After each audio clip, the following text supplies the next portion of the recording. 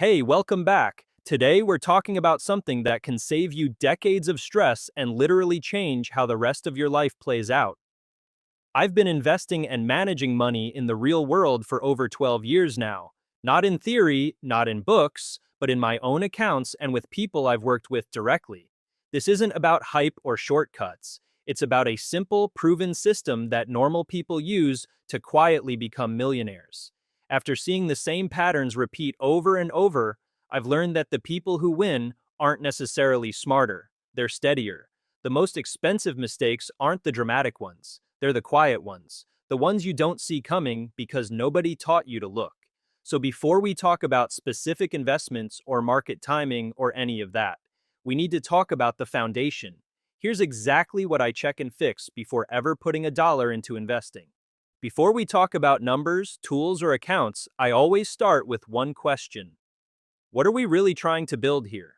Most people say they want $1 million without understanding that the number itself doesn't actually matter. What matters is the lifestyle that number supports. Wealth isn't a scoreboard, it's stored time and freedom. It's the ability to say no when you need to slow down when you're tired, to take care of your own problems without panic or dependence. I've worked with people who thought they needed 3 million to retire and others who felt secure with far less. The difference wasn't income, it was clarity about what they actually wanted their life to look like. I encourage everyone I work with to define success in personal terms first. Do you want to stop working entirely at 60? Work part-time at 55? Just remove the stress of living paycheck to paycheck? That answer dictates your savings rate, your risk tolerance, and your timeline far more than your income ever will. When you know what you're building, the strategy becomes obvious. You stop chasing random advice and start making decisions that fit your life. I've seen this clarity turn anxious savers into confident investors. They weren't smarter, they just knew where they were going.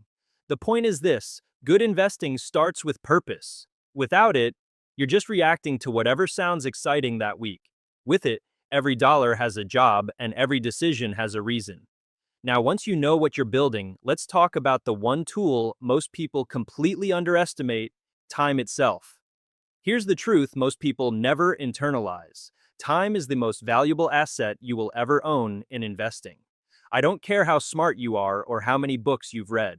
You cannot outthink compound growth. You cannot hack it. You can only participate in it. And the earlier you start, the more time does your work for you. Miss the first 10 years and you lose most of the magic.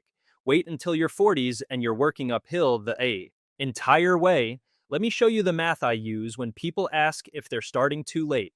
If you invest roughly $100 a month from your mid-20s through your mid-60s into broad, long-term growth funds, historical averages suggest you could land somewhere in the neighborhood of 7 figures. Depending on market behavior, inflation adjustments, and specific conditions, results vary. But the pattern holds. Is that guaranteed? No. Is it probable based on decades of data? Yes. I've watched this play out in real accounts. Steady contributions, boring funds, decades of patience. That's the formula. Now here's where it gets interesting. The earlier dollars do far more work than the later ones. A dollar invested at 25 has 40 years to grow. A dollar at 50 has 15. That's not a small difference. That's exponential. I've seen people double their contributions in their 50s trying to catch up, and they still don't match what someone half their age accumulated with patience. Time is leverage. It's the single biggest advantage regular people have over professionals with fancy strategies. So if you're young and reading this, understand that you're sitting on the most valuable investing tool in the world. Don't waste it. Before we talk about what to invest in, let's talk about where to hold it. This is the part most beginners ignore, and it costs them thousands. Taxes are silent killers in wealth building. I've seen people make money for years and still end up with less than they should because they chose the wrong account type. The container matters just as much as the contents, maybe more. Tax advantage retirement accounts, like Roth-style accounts, let growth happen in peace. No yearly taxes on gains, no constant leaks. The money grows, compounds, and when you take it out decades later, it's yours. Compare that to a regular brokerage account where every sale, every dividend, every rebalance creates a taxable event. Over decades, those taxes add up to real money. I've run the numbers side by side. The difference is staggering. Now, I'm not saying you should never use a regular brokerage account. I use one myself, but I always start with tax advantage space first. Max that out before you move to taxable accounts. That's the order I follow personally and the order I recommend to almost everyone I work with. The rules vary by country and situation, so verify what applies to you. But the principle holds everywhere. Keep as much growth as possible away from yearly taxation. Think of it like this: taxes are friction. Every time the government touches your money, you lose a piece. Tax-advantaged accounts reduce that friction to nearly zero. That's not a trick, that's just intelligent structure. Most beginners think wealth comes from finding the one good stock, the hidden gem, the next big thing. It doesn't. It comes from owning the entire system.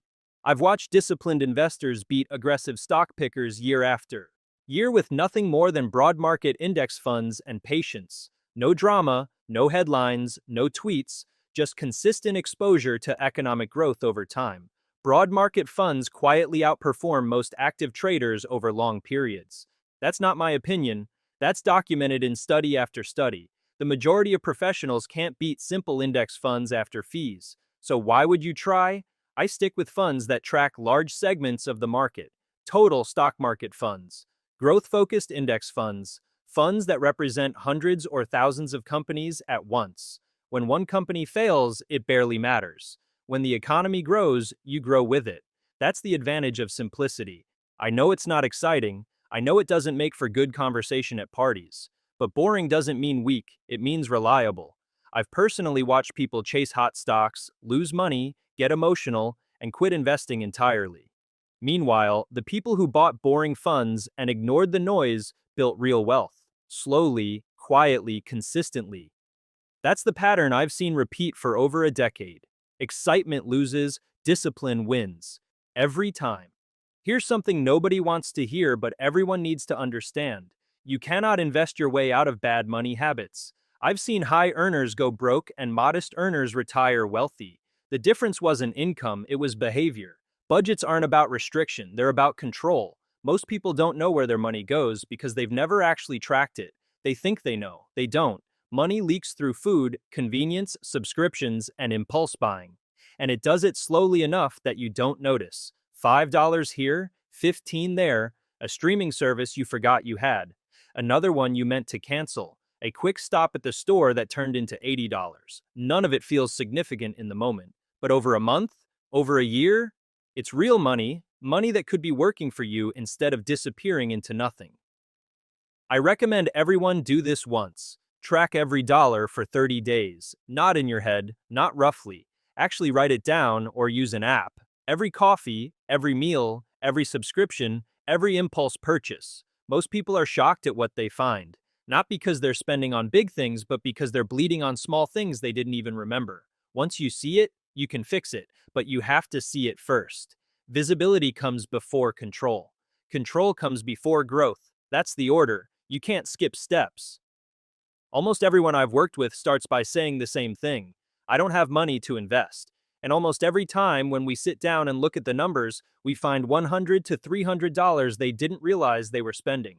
It's not hidden in some complicated place. It's sitting right there in plain sight. Daily coffee runs, $4 to $6 a day, that's well over $100 a month. Streaming services. You probably have 3 or 4. That's another $40 to $60. Food delivery, convenience purchases. The I'll just grab a few things trips that end at $200. Look, I'm not saying you can never enjoy coffee or order food or buy things you want. I'm saying most people do it unconsciously. They don't decide to spend that money, they just do. And then they wonder why they can't save. The money isn't missing, it's just undirected. When you track your spending, like I mentioned earlier, these patterns become obvious. You'll see the same charges every month, the same habits, the same leaks, and once you see them, you can decide. Maybe you keep the coffee but cancel 2 subscriptions. Maybe you cook 3 more meals a week. Maybe you skip 1 warehouse trip a month. The point isn't perfection. The point is awareness. Because once you find that missing $100 and redirect it into investing, something incredible happens. That $100 a month over decades becomes real wealth. Not because you earned more, not because you got lucky, just because you stopped letting money disappear without noticing. That's not deprivation. That's just paying attention. Saving around 15% of your income is one of the simplest, most reliable frameworks I've ever used. It's not a magic number, it's a starting point, but it works across almost every income level I've tested it with. If you're making around $50,000 a year, 15% is $7,500 annually. That's about $625 a month. Sounds like a lot, right? But remember, we just found $100 to $300 you were already spending without noticing. Add in employer matches if you have them. Redirect a tax refund. Suddenly, it's not impossible. It's just structured. Over decades, even conservative growth assumptions turn that 7,500 a year into significant wealth. I've run the projections dozens of times with different scenarios. The outcome always lands in the same range. Consistency beats intensity every single time. People underestimate what boring, repeated action does over 40 years. They think they need to save 30% or find some trick. They don't. They just need to start and not stop. Now, if you're making less than 50,000, adjust down. If you're making more, adjust up. The percentage matters more than the amount, because as your income grows, your savings grow automatically. You build wealth in proportion to your life. That's sustainable. That's realistic. I've watched people save 15% for 30 years and retire comfortably without ever making six figures. Not because they were special, because they were steady. Here's something I tell everyone before they invest a single dollar. Bad debt grows faster than most portfolios. If you're carrying credit card debt at 18 or 20% interest, trying to invest at the same time is like trying to fill a bucket with holes in it. The math doesn't work. I've seen people get excited about an 8% return in the market while paying 20% on their credit cards. That's not investing, that's losing. I prioritize clearing high-interest consumer debt before stacking investments every single time. Not all debt. Mortgages at 3 or 4%? That's fine. Student loans at reasonable rates? Manageable. But credit cards, payday loans, high-interest personal loans? Those need to go first. The return on paying off 18% debt is an immediate 18% gain. You can't beat that in the market. Not reliably, not safely. So here's the order I follow. Build a small emergency fund first, maybe $1,000, just enough to avoid new debt when something breaks. Then attack the high-interest debt aggressively. Every extra dollar goes there. Once that's clear, redirect that same payment amount into investing. You're already used to living without it. Now it works for you instead of against you. I've watched people clear $20,000 in debt in 2 years using this method. Then they took that same monthly payment and built a six-figure portfolio in the following decade. Same dollars, different direction. That's the power of sequence. Let's talk about Social Security for a minute, or government pensions, or any retirement benefit you don't control directly. I'm not saying these programs are worthless. I'm saying your future should never depend on them. Rules change, benefits shrink, eligibility shifts, political decisions you can't influence affect your outcome. That's not a plan, that's a hope. I treat any government benefit as a bonus, not a foundation. If it's there when I retire, great. If it's reduced or delayed or taxed differently than expected, I'm still fine. Because my retirement doesn't require it. I've built independence. That's the goal. Your security should never be outsourced to a system you don't control. I've seen too many people in their 60s panic because the rules changed or the numbers were lower than they expected. They built their entire plan around something they couldn't guarantee. So assume it won't be there, or assume it'll be half of what you expect. Build your own foundation. Save as if nobody's coming to help. Then, if the government benefit shows up, it's extra. You're not stressed, you're not desperate, you're not dependent. That's freedom. That's what we're actually building here, not just money, independence. Most wealth isn't destroyed by one big mistake, it's destroyed one small habit at a time. Lifestyle inflation, emotional purchases, endless entertainment, constant upgrades. These don't feel dangerous in the moment. That's exactly why they are. I've watched people get raises and somehow end up with less money at the end of the month because their spending rose faster than their income. New car, bigger apartment, more trips, better restaurants. None of it felt unreasonable, but it added up to financial stagnation. Here's what I've learned. Discipline beats motivation every single time. Motivation fades. Discipline is structure. You don't wake up every day excited to save money. You just do it because that's the system. You don't feel inspired to skip impulse purchases. You just have rules that prevent them. I've seen people try to willpower their way to wealth. It doesn't work. Willpower is finite. Systems are permanent. The wealthiest people I know personally aren't the ones with the highest incomes. They're the ones with the strongest boundaries. They say no to things that don't matter so they can say yes to things that do. They drive older cars, they live below their means, they don't care what anyone thinks, and over decades, those quiet choices compound into real wealth. Not because they're special, because they're consistent. You don't need perfection, you just need to stop sabotaging yourself with habits that feel harmless but cost everything over time. If success requires daily discipline, failure is almost guaranteed. Humans aren't wired for perfect consistency. We get busy, we forget, we rationalize. That's why automation is the most powerful tool in personal finance. When money moves automatically, emotion doesn't get involved. You don't have to decide every month whether to save. You don't have to remember to invest. It just happens. Set it once, benefit forever. I automate everything I possibly can. Paycheck hits, money moves to savings immediately, money moves to investing immediately. Bills get paid automatically. I never see most of my money in my checking account. It's already gone to where it needs to be before I can spend it. That's not restriction, that's protection. I'm protecting future me from current me's impulses, and it works. Most people fail at saving not because they don't want to save, but because they try to do it manually. They plan to move money at the end of the month. Then the end of the month comes, the account is low, and they skip it. Next month, they'll do better. Except they won't. I've seen this pattern 100 times. Automation removes that entire problem. The money moves before you can spend it. Your lifestyle adjusts to what's left. That's the order that works. Set up direct deposits to retirement accounts. Schedule automatic transfers to savings. Auto-invest in index funds. Remove yourself from the equation. Because the best financial decisions aren't made in moments of inspiration. They're made in moments of setup.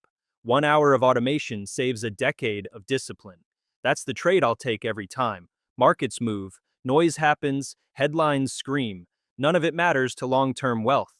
I've lived through multiple market crashes, corrections, and recoveries. Every single time, the people who panicked and sold locked in their losses. Every single time, the people who ignored the noise and stayed invested recovered and grew wealthier. That's the pattern. It doesn't change. Wealth is built slowly, quietly, repeatedly. Most people quit too early. They see a down year and think it's over. They read a scary headline and pull everything out. Then they miss the recovery. I've watched this happen in real time. The people who succeed aren't the ones who never see losses. They're the ones who expect volatility and don't react to it. They understand that short-term movement is just noise. Long-term direction is what matters. I think in decades, not days. When I invest money today, I'm not checking it tomorrow, I'm not checking it next month. I might glance at it once a quarter. Maybe. Because daily checking creates emotional reactions. Emotional reactions create bad decisions. Bad decisions destroy wealth. The less you look, the better you do. That sounds counterintuitive, but it's true. The most successful investors I know personally check their accounts the least. They set a plan, they automate it, then they live their lives. 20 years later, they're wealthy. Not because they were active, because they were patient. Time rewards patience, not activity. The earlier you accept that, the wealthier you become. Stop checking. Stop reacting. Stop trying to outsmart the system. Just participate steadily and let decades do the work. That's the formula. It's boring, it's reliable, it works. So here's where we are. We've walked through the foundation most people skip. The mindset, the math, the accounts, the discipline, the systems. None of this is complicated, but it is complete. And that's what separates people who build wealth from people who just talk about it. Completeness, consistency, patience. The goal here was never to make you feel overwhelmed. It was to show you that becoming a millionaire in this country isn't some mystery reserved for the lucky or the brilliant. It's a process. A repeatable, proven process that works for normal people who follow it long enough. You don't need a high income. You don't need perfect timing. You don't need to find the next big stock. You just need a plan, the discipline to follow it, and the patience to let time do its work. I've been doing this for over a decade. I've seen every type of person succeed and fail. And I can tell you with complete confidence, the ones who win aren't special. They're steady. They track their money. They find the leaks. They automate their savings. They invest in simple funds, they ignore the noise, and they don't quit. That's it. That's the entire formula. If you're under 40 and you retire broke in this country, it's not bad luck, it's bad habits. That might sound harsh, but it's true. And it's also empowering. Because if success is about habits, then success is controllable. You don't need anyone's permission, you don't need a miracle, you just need to start.